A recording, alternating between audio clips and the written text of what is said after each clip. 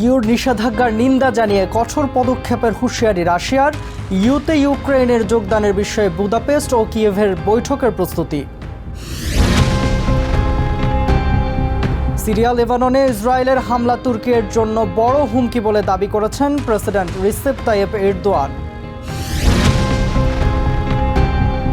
স্থানীয় নাগরিকের উপর ছুরিকাঘাতের ঘটনাকে কেন্দ্র করে নর্দার্ন আয়ারল্যান্ডে উগ্রপন্থীদের তাণ্ডব, পরিস্থিতি নিয়ন্ত্রণে অতিরিক্ত পুলিশ মোতায়েন।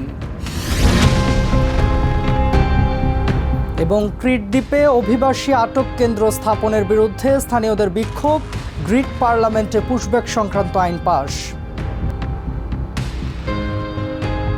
ইউরোপের হালনাগাদ ও বৈচিত্র্যময় খবরাখবর আপনাদের সামনে এক নজরে তুলে ধরছি আমি জাবের বাহুদুল।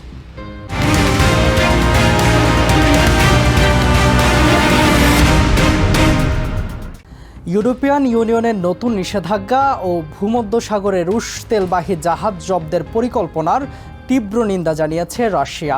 মস্কো হুঁশিয়ারি দিয়ে বলেছে এই বৈরী পদক্ষেপের কঠোর জবাব দেওয়া হবে। অন্যদিকে দীর্ঘ প্রতীক্ষার পর ইউতে ইউক্রেনের যোগদানের আনুষ্ঠানিক আলোচনা দ্রুত শুরু হওয়ার বিষয়ে আশাবাদ জানিয়েছে জার্মানি। প্রস্তুতিও চলছে বুদাপেস্ট ও কিয়েভের শীর্ষ বৈঠকের। ইউরোপিয়ান ইউনিয়নের নতুন নিষেধাজ্ঞা রাশিয়ার সার্বভৌম নীতিতে কোনো প্রভাব ফেলতে পারবে না বলে সাফ জানিয়ে দিয়েছে মস্কো।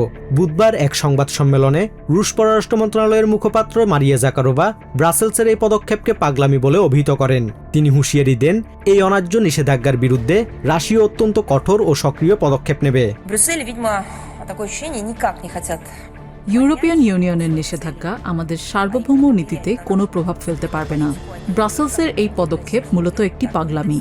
এই অন্যায্য ও একতরফা নিষেধাজ্ঞার বিরুদ্ধে রাশিয়া অত্যন্ত কঠোর ও সক্রিয় পদক্ষেপ নেবে। এর পাশাপাশি ভূমধ্যসাগরে রাশিয়ার তেলবাহী জাহাজ বা শ্যাডো ফ্লিট আটক ও তল্লাশির যে সিদ্ধান্ত ইইউ নিয়েছে তারও তীব্র নিন্দা জানিয়েছে ক্রেমলিন। রাশিয়া বলছে, আন্তর্জাতিক সমুদ্র আইন লঙ্ঘন করে বেসামরিক বাণিজ্যিক জাহাজে সামরিক শক্তি প্রদর্শন করা আন্তর্জাতিক আইনের চরম লঙ্ঘন। আন্তর্জাতিক আইনে শ্যাডো ফ্লিট বলে কিছু নেই। এটি ইইউর রাজনৈতিক চক্রান্ত। বাণিজ্যিক জাহাজের বৈধ স্বার্থ এবং সমুদ্রের নিরাপত্তা রক্ষায় রাশিয়া তার রাজনৈতিক ও আইনি সমস্ত হাতিয়ার ব্যবহার করার অধিকার রাখে। রাশিয়ার এই অনমনীয় অবস্থানের মধ্যেই ইউক্রেনের ইউরোপিয়ান ইউনিয়নে অন্তর্ভুক্তির প্রক্রিয়া নিয়ে ইতিবাচক ইঙ্গিত দিয়েছে জার্মানি। বার্লিনে এক যৌথ সংবাদ সম্মেলনে জার্মান পররাষ্ট্রমন্ত্রী জোহান ওয়াদেফুল জানান, সংখ্যালঘু অধিকার নিয়ে ইউক্রেন ও হাঙ্গেরির মধ্যে আলোচনা বেশ ইতিবাচকভাবে এগোচ্ছে। উভয় পক্ষের মধ্যে আলোচনা ইতিমধ্যেই শুরু হয়েছে।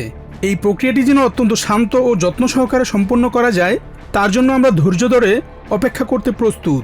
আমি অত্যন্ত আশাবাদী যে খুব দ্রুতই ইউক্রেনের ইইউ ভুক্তির আনুষ্ঠানিক আলোচনা শুরু হতে যাচ্ছে। হাঙ্গেরির নতুন প্রধানমন্ত্রী পিটার মেজিয়ার এবং ইউক্রেনের প্রেসিডেন্ট ভলোদিমির জেলেনস্কির মধ্যে একটি উচ্চ পর্যায়ের বৈঠক আয়োজনের কাজ চলছে বলে জানিয়েছেন হাঙ্গেরির পররাষ্ট্রমন্ত্রী Anita Orban.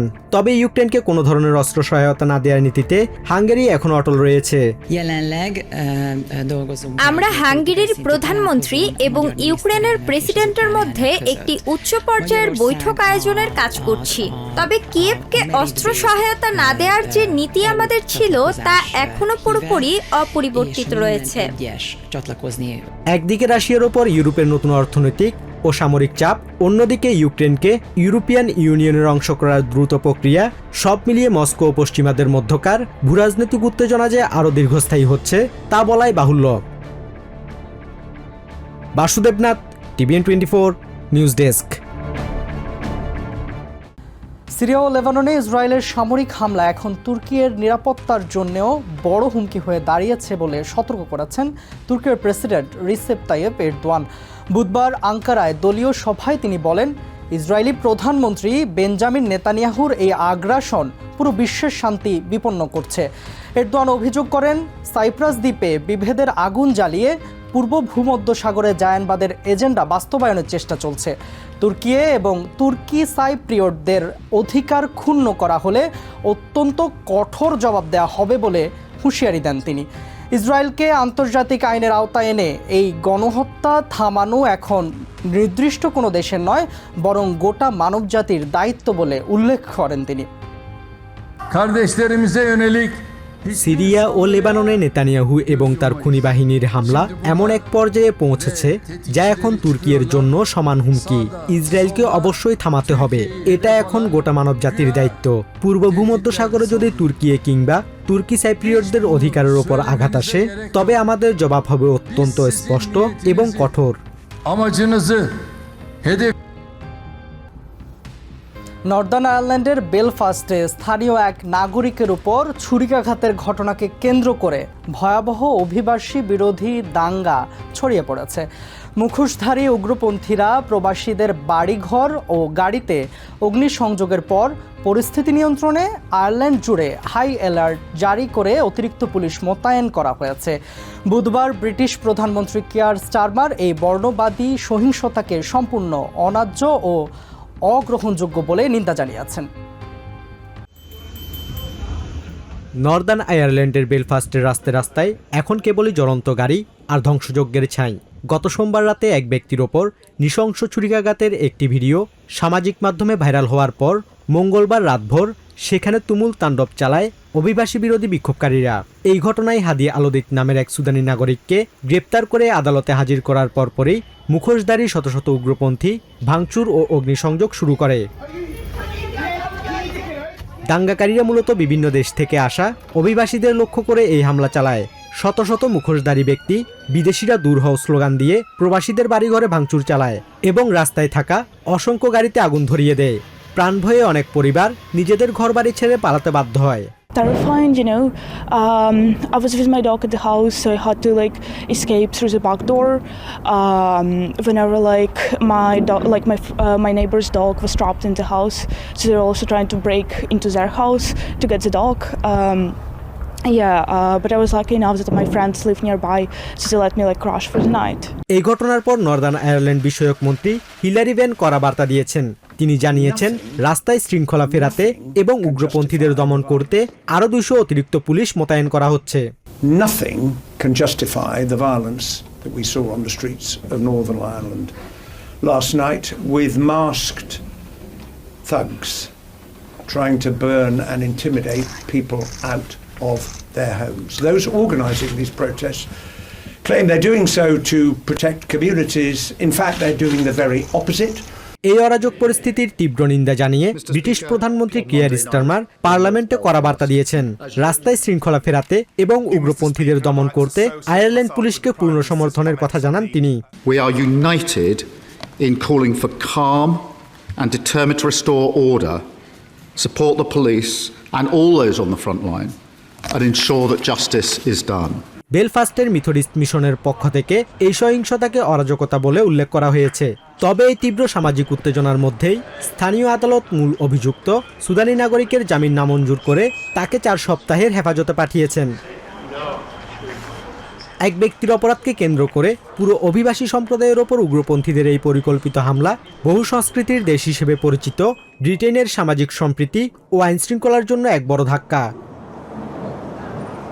Basudebnath, TVN 24 news desk.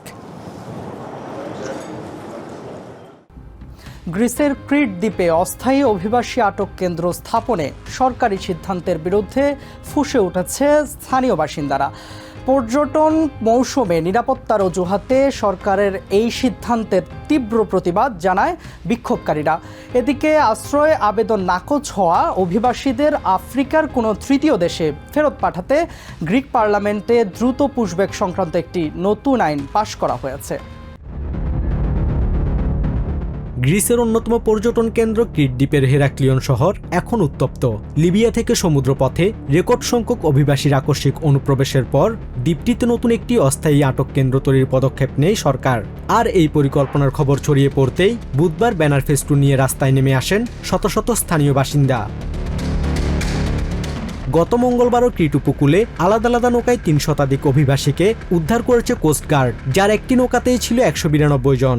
স্থানীয়দের দাবি, ভরা পর্যটন মৌসুমে এই ধরনের কেন্দ্র স্থাপন করা হলে এই অঞ্চলের নিরাপত্তা ও পর্যটন শিল্প মারাত্মক হুমকির মুখে পড়বে। নিরাপত্তাজনিত কারণে আমরা মনে করি এই জায়গাটি অভিবাসীদের রাখার জন্য একেবারেই অনুপযুক্ত। তাছাড়া এটি ক্রিট তথা পুরো গ্রিসের অন্যতম প্রধান ও গুরুত্বপূর্ণ পর্যটন অঞ্চল। স্থানীয়দের এই তীব্র বিরোধিতার মুখে গ্রিসের অভিবাসন বিষয়ক মন্ত্রী থানোস ফ্লেবোরিস পার্লামেন্টে ক্ষোভ প্রকাশ করেছেন। তিনি সাফ জানিয়েছেন, সব চাপ কেবল ভূখণ্ড বা নির্দিষ্ট কিছু দ্বীপের ওপর ছেড়ে দেওয়া যায় না, স্থানীয় প্রশাসনকেও দায়িত্ব নিতে হবে।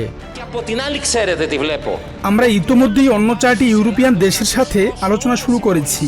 আশ্রয় আবেদন নাকচ হওয়া অভিবাসীদের ইউরোপের বাইরে, বিশেষ করে আফ্রিকার কোনো দেশের রিটার্ন সেন্টারে ফেরত পাঠানোর আইনি পথ খুঁজছি আমরা। এই উত্তেজনার মধ্যেই মঙ্গলবার গ্রিক পার্লামেন্টে একটি নতুন অভিবাসন আইন পাশ হয়েছে। এর ফলে অবৈধ অভিবাসীদের দ্রুত নিজ দেশে ফেরত পাঠানো এবং ইউরোপের বাইরে তৃতীয় কোনো দেশের ট্রানজিট হাবে তাদের স্থানান্তর করার পথ আরও সহজ হলো। দুর্ভাগ্যবশত ইউরোপিয়ান ইউনিয়ন এই সমস্যার সমাধান করতে ব্যর্থ হয়েছে। গ্রিসের মতো একটি ছোট দেশকে কোনো ধরনের সমর্থন বা প্রয়োজনীয় মাধ্যম ছাড়াই একা এই বিশাল ইউরোপিয়ান সমস্যার মুখোমুখি হতে হচ্ছে। একদিকে স্থানীয়দের তীব্র প্রতিরোধ, অন্যদিকে সরকারের কঠোর আইনি অবস্থান ইউরোপিয়ান ইউনিয়নের সীমান্ত নীতি ও ভূমধ্যসাগরীয় অভিবাসন সংকটকে এক নতুন জটিলতার দিকে ঠেলে দিচ্ছে। Basudebnath, TVN 24 news desk. এক নজরে ইউরোপের আরও নানা খবর পেতে চোখ রাখুন টিভিএন 24 নিউজ নেটওয়ার্কের ইউটিউব ও ফেসবুক পেজে। নিউ ইয়র্ক থেকে সম্প্রচারিত টিভিএন 24 টেলিভিশন বিশ্বজুড়ে বাঙালির কণ্ঠস্বর।